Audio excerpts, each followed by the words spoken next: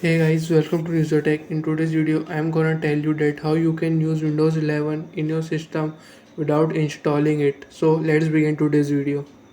So guys, you have to simply go to Google and type Win11 Bludge as you can see on the screen. And now I will go to its official website and I will wait for a few seconds. As you can see, the window is ready to use.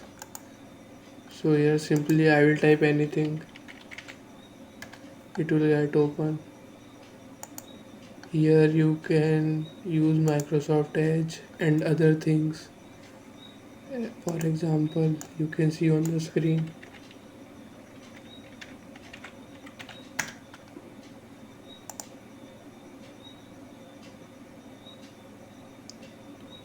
As you can see, it is easy to access.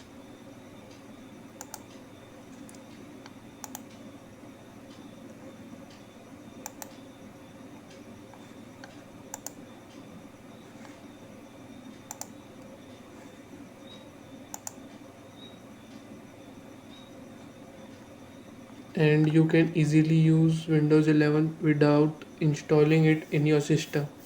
So that's it for today's video, and do not forget to like this video and subscribe to our YouTube channel and share it with all your friends and family members.